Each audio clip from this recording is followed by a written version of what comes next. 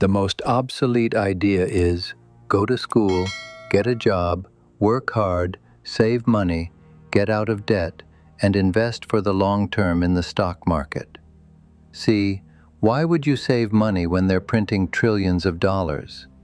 The gap between the 1% and 99% is massive. You see, it's not just money. You have to step back and look at the bigger picture. So what do?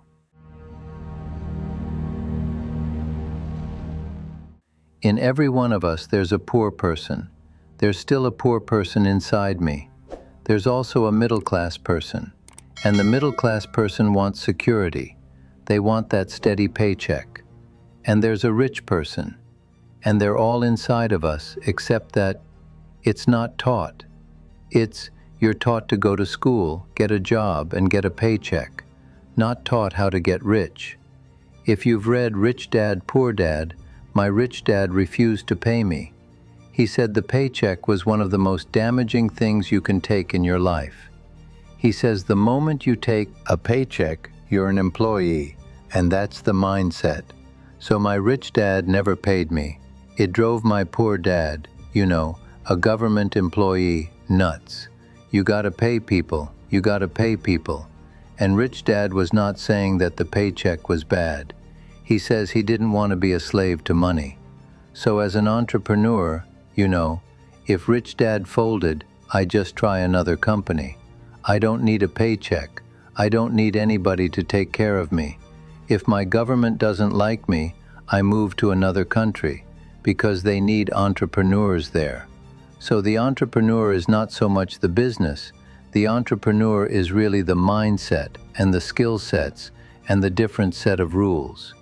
You see, I don't operate. Small business does not operate in the same rules as big business. Entrepreneur is a mindset first, a skill set and rules. And depending upon whether you're an employee or small business, the rules are different. The mindsets are different. The skill sets are different. If you could say one thing to somebody who's never been an entrepreneur, and they're thinking about making the leap of faith into becoming an entrepreneur, what could you tell them? Well, I'll just tell them the same thing that happened to me.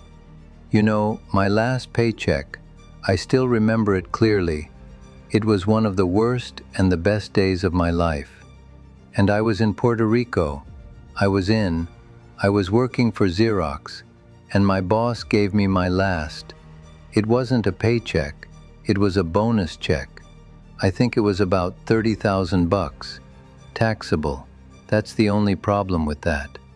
So I get this check and I went, holy mackerel. So I was excited, but I was also disturbed. And so this other guy comes up to me. His name was John. And John says to me this, "You're going to be back." I said, "Why?" He says, "Because you're going to fail." I looked at him and I said, "Look," few expletive words, because that's what he did. He left Xerox, failed, and he came back. I said, "Look, you fail and you came back, but I'm going to fail and I'm never coming back." And that's the attitude. Do you know what I mean? Yeah. If you say, "Well, if I fail, I'll go back to mommy and daddy," then that's what you'll do. So if you fail, that's when I became an entrepreneur, because I had no money. I had no money for years. Yeah, I didn't have a paycheck. But that's what my rich dad encouraged me to do. He says when you don't have this paycheck, you get hungrier, smarter, and it's a test of your character. Will you become a crook? Will you become dishonest? Will you cheat and steal? Or will you become a better human being? So really, that's the benefit of becoming an entrepreneur. You really find out who you are when you don't have anything. So you always have to look at the big picture. Too many people look at, well, what's going to happen to me? When you look at the big picture, you're also going to know that when something bad happens, something good is going to happen. But you gotta prepare for whatever is coming. If you think the next 20 years will be like the last 20 years, you're going to get creamed. You know, when you and I go to the supermarket and we buy a carton of milk, we always check for the expiration date. But most people do not check for the expiration date on their brains. Instead of getting out of debt, I get into debt. I just refinanced $300 million in debt. I went from 5% to 2.5% interest. I made a fortune. Every month more money comes in because my cost of money has gone down. So, while some financial experts are saying, get out of debt, I'm saying, learn how to use debt. See, when I came back from serving in Vietnam in January of '73, and the first thing my rich dad said to me was, go to school to learn how to invest in real estate. It wasn't real estate, it was how to use debt and taxes. Debt and taxes make the rich richer. Debt and taxes make the poor and middle class poorer. So all the rich guys who are doctors and lawyers or, you know, those guys, they're getting creamed, and they don't know why. Doctors are getting creamed? Oh yeah, they're making more money, but the take-home is less. You know, my doctor just yelled at me. He's happy, he says, oh, guess what, I finally made $1 million. And I said, yeah, this is just 3 weeks ago. And so I said, yeah, well, how much you pay in tax? He says, $750,000 in taxes. So his net was about $400,000. That's not bad, but when I make $1 million, I keep $1 million. And the reason is because I don't make it by working for money. See, if you work for money, you're taxed. So that's why lesson number 1 in Rich Dad, Poor Dad is, the rich don't work for money. What we do instead is we create businesses as entrepreneurs. We acquire real estate. I don't invest in the stock market. So the reason is because as entrepreneurs, I have more control over my income, how much I make, and how much I pay in taxes. And because I'm an entrepreneur as well as an investor in real estate, I pay 0 tax. So every time I make, let's say, $1 million as an entrepreneur, I immediately invest it in real estate, and I have a 4-to-1 step up. So I put $1 million in real estate, I get $4 million from the bank. That's why I love banks. But the banks are screwing everybody else, you know. Terrible. But it's good for me. I thought you said when you print it's good for you, but when you print it's bad for people that work for money. Because when you print, savers get creamed, and people who work for money get creamed. When they print, debtors get rich.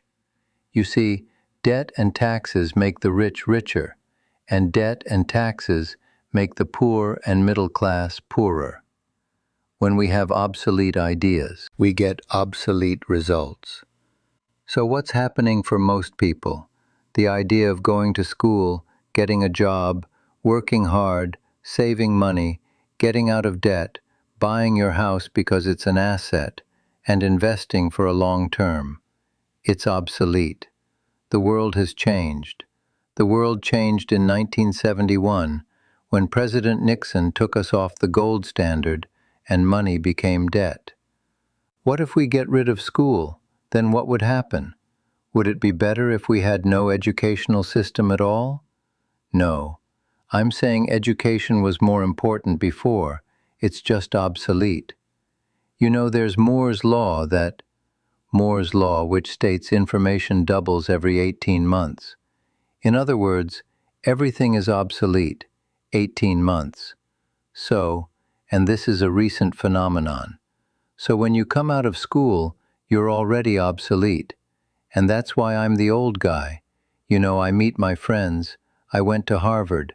Yeah, I went to Harvard. I said, yeah, that was how long? 50 years ago. Today the banks are charging you interest to save money. In other words, the banks don't want your money because they've printed too much of it.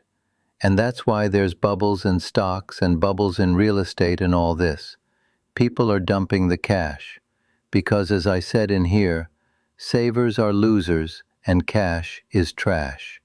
And yet people are, well, I want a high-paying job. Well, that's an obsolete idea. Get out of debt. It's an obsolete idea. You should learn how to get into debt. How do you use debt to get rich? And they'll never teach you about taxes. The reason the 1% is way up here and the 99% are going this way is because when you print money, two things happen: inflation and taxes. It's crushing them. And any entrepreneur that thinks, I'm just going to make money and start a business and make a lot of money because that's what we talk about, they really have got to smell the roses, man. You know, that's not what the real entrepreneurs are doing. Most entrepreneurs, there's 28 million small business owners in America. 24 million are our one-person entrepreneurs. They're called non-employee entrepreneurs. So that because, and that's what happens, is when people don't really understand what an entrepreneur does. So most people are self-employed, but they're not really entrepreneurs. The self-employed pay the highest taxes of all, and nobody tells them that. Yeah, it's also called the entrepreneurial spirit. But what we're actually talking about was there's no such thing as a bad economy.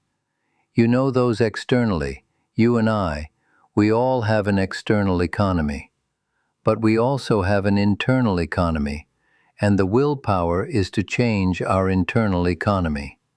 So for me, I can see the good, I can see the bad, I don't really give a damn, because I'm going to be rich anyway. But a poor person with a poor personal economy, all they're going to see is a bad economy, because they don't know how to make money in any economy. And a middle-class person, they have a middle-class economy. You know what they want? Is a nice house, a steady paycheck, and the job and the car. And so when you take their job away, to them that's disaster. Well, since an entrepreneur doesn't have a job anyway, it's no big deal. So all I'm saying to people is what Bucky Fuller taught me. There's always two sides. You know what I mean? You know to use plural at minimum too. So if you think the economy is bad, it's because your economy is bad. If you think that steady, employment is important, then you'll see an economy without jobs. Your economy versus the external economy, where you control, vs. where you can't control. I can control. Yes, it's called an internal focus versus an external focus. So the real entrepreneur has an internal focus. But if they fall down, they say, oh, this is good, because I'm going to go up higher. You know, the average person will fall down and say, oh, I'm going to take some Prozac, or somebody has the mistakes. All the mistakes don't matter. Well, mistakes matter. It means you didn't know something. But a real entrepreneur, whether they fall down or they go, they always can go up. They can stand back up and go higher.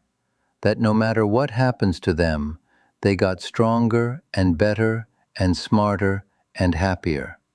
But a person with a weak internal mindset is that they're so afraid of what happens, it generally happens. Like, people who are afraid of losing their jobs, they generally lose their jobs. You know what I mean? Yeah, no doubt. So everything comes through you. Yeah, so the entrepreneur first job is control inside here, not outside there. The moment you take that paycheck, you're an employee. You've got to be stronger than that. It's about inside control.